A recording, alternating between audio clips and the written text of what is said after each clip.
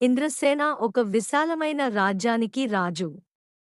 ఒకరోజు మహారాజు అంతఃపురం పైనుంచి కిందకి చూశాడు. ఒక చెట్టు కింద ఒక బిచ్చగాడు కూర్చుని కనిపించాడు. అతని స్థితి చూసి రాజు చాలా బాధపడ్డాడు. నేను చాలా బాగా పరిపాలిస్తున్నాను, రాజ్యంలో అందరూ సంపదతో వర్ధిల్లాలి. మరియు నా ముందు బిచ్చగాడు ఎలా కనిపిస్తాడు? గబగబా అంతఃపురం నుండి బయటకు వచ్చాడు. మంత్రులందరూ అతనిని అనుసరించారు. రాజు బిచ్చగాడి దగ్గరకు వెళ్ళాడు. రాజు అతని ముందు నిలబడగానే బిచ్చగాడు భయంతో లేచాడు. ఇంద్రసేన అతనితో, నీకు ఏమి కావాలో అడుగు అన్నాడు. అప్పుడు బిచ్చగాడు అన్నాడు, మహారాజా, నేను కోరుకునేది నువ్వు నాకు ఇవ్వలేవు.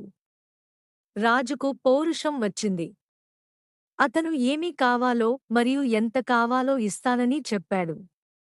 అతను జోలె నుండి భిక్షాటన పాత్రను తీసుకున్నాడు.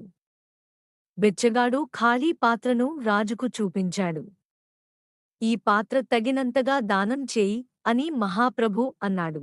రాజు తన పరివారాన్ని ఆదేశించాడు. వారు దోసెళ్లతో ఆశీర్వాదాలు తెచ్చారు.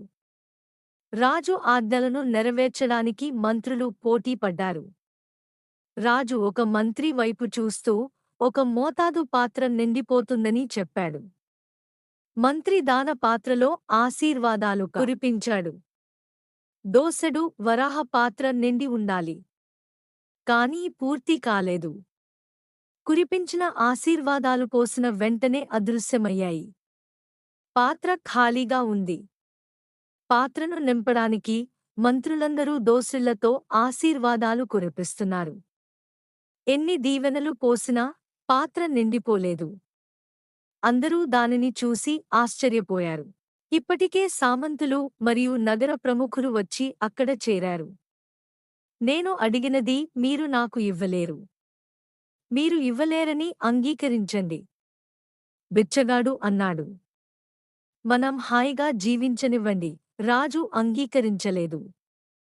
అతను ఏమి కోల్పోతున్నాడు? అతను మొత్తం ఖజానాను తెచ్చి దాన పాత్రలో వేయమని అడిగాడు. వజ్రాలు, రత్నాలు, మాణిక్యాలు, బంగారు, వెండి ఆభరణాలు తెచ్చి భిక్షాటన కుండలో పోశారు.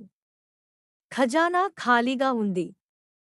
సామంతుల ఖజానాలు కూడా ఖాళీగా ఉన్నాయి. వారందరూ చేతిలో డబ్బు లేకుండా నిలబడి ఉన్నారు. కాని రాజు వెనక్కి తగ్గలేదు. బిచ్చగాడి ముందు ఓడిపోవడాన్ని అతను భరించలేకపోయాడు. భిక్షాటన గిన్నె నింపడానికి అతను ఏనుగులు, రథాలు, గుర్రాలు మరియు సైనికులను అందులో ఉంచాడు. కాని ఫలితం లేదు. గిన్నె ఖాళీగా ఉంది. చివరి 3 ప్రయత్నాలలో సామంత రాజులు, మంత్రులు మరియు అంతఃపురం అతను రాణులను కూడా ఉంచాడు. అయితే పాత్ర నిండిపోలేదు. ప్రజలందరూ స్వచ్ఛందంగా దానిలోకి ప్రవేశిస్తారు. రాజు నిరాకరించాడు. అప్పటికే సూర్యాస్తమయం అయింది. రాజు చేతులు ముడుచుకుని బిచ్చగాడి పాదాలపై పడ్డాడు. అయ్యో, నేను ఓడిపోయాను. మీరు గెలిచారు. కానీ దయచేసి నాకు ఒక విషయం చెప్పండి. ఈ భిక్షాటన గిన్నె రహస్యం ఏమిటి?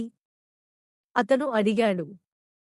అప్పుడు బిచ్చగాడు నవ్వి, మహారాజా, ఈ పాత్ర మానవ పుర్రెతో తయారు చేయబడిందని, ఇది మానవ ఆశలకు మూలం అని అన్నాడు.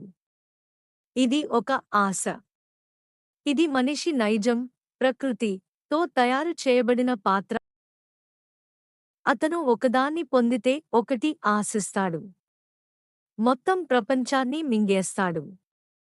ఆశ ఉన్నంత వరకు అందరూ బిచ్చగాళ్లే అని ఆయన అన్నారు.